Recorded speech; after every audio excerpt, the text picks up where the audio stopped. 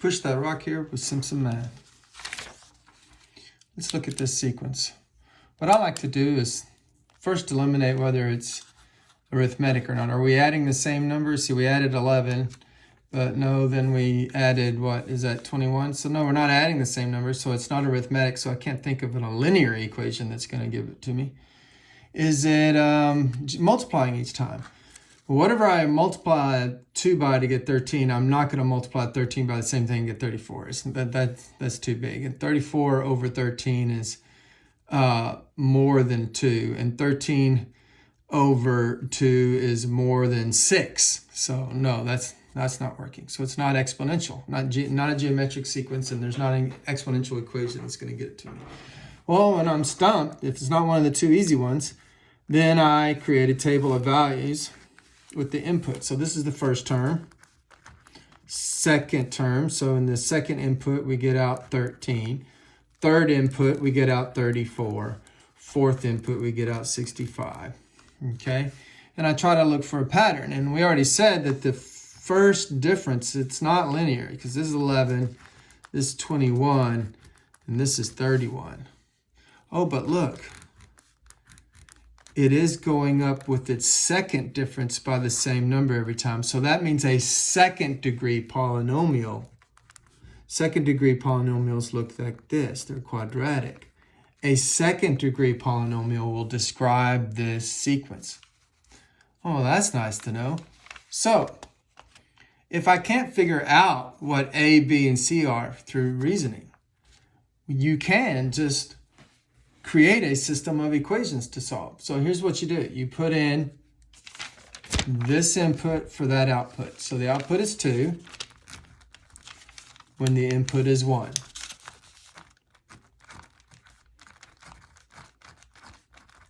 Simplify that. Okay, well, this is just a 1, so we'll just say A plus C. A plus B plus C is giving me this 2 over here. So there's one equation. Hang on to that equation. All right, let's do it again. This time, let's put in 2 for the input.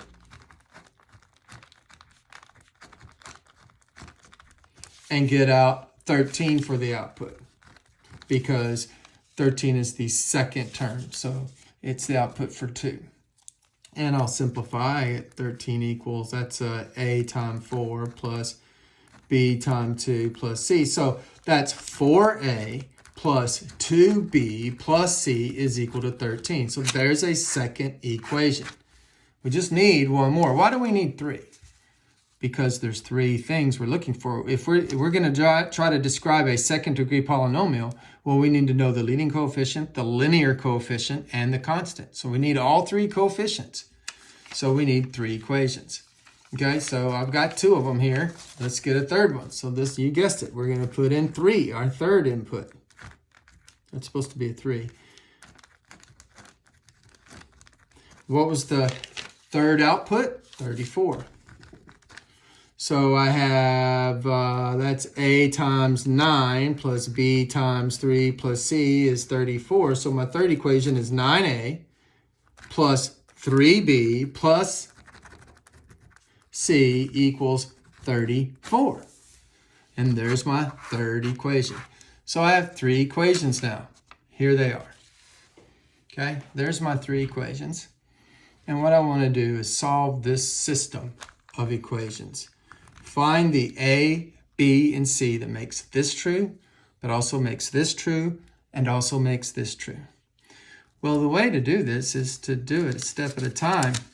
I'm going to deal with just these 2 equations first. So here's equation 2 and equation 1. And I'm going to subtract, because I see that if I subtract this from that, the C's will wipe away. 4 minus 1 is 3. 2 minus 1 is 1. And C minus C is 0. And 13 minus 2 is 11. So hang on to this guy. He's going to be important. Hang on to him. Let's do the same trick, only let's take this third equation minus this first equation. Okay?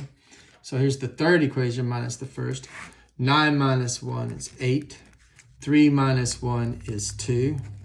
Those wipe away because 1 minus 1 is 0. And then this is going to give me 32. So here is a second equation with just A and B in it. See, now we have two equations with just A and B, and we'll use that next. So there's our two equations that have only A and B, and we want to solve this. Well, this time subtraction won't work, but what if I multiply this first equation by -2? So that's a -6A minus 2B equals a -22. So this equation has the same solution set as that equation. So I can kind of ignore that now and just use this one. And I can add these two equations because adding 2 and a -2 wipes away. And 32 and a -22 is 10. And this gives me 2A. So A is clearly 5. Wow, we found one of our 3 things. We found one of them. How are we going to find the other 2? Well, look, we have an equation right here. 3A plus B equals 11. Let's write that down. 3A plus B equals 11, and we know that A is 5. So we'll go 3 times 5 plus B is equal to 11. So 15 plus B is equal to 11. So B must be -4 when you subtract. Oh, we found another one of our guys. Well, we need a C. There was 3 unknowns. Oh, we'll go back to the very get-go. What was our... Here's an easy equation that has all 3 of them in it. Let's write that one down. So A plus B plus C equals 2. A plus B plus C equals 2. But I know A is 5. And I know A was 5. B was -4. So I'll put a -4 plus C is equal to 2. Well, 5 minus 4 is a 1 plus C is equal to 2. And I subtract and I get C is equal to 1. So there's my third one. Okay, so let's write that down. A was 5, B was -4, C was 1. And what were we looking for? We were looking for an equation that looks like this. AN squared plus BN plus C. Well, we know A, it's 5. We know B, it's a -4. Sorry, I made that N looking ugly. And then plus 1. There is our P. One last note. This notation does not mean P times N. It simply means that P depends on N. And the way it depends on N is you have to go 5 times N squared minus 4 times N plus 1 to find P. And that will give you this sequence that you started with. Now, we ought to check it. So let's check it. Let's find the third guy. The third guy should be 34, remember?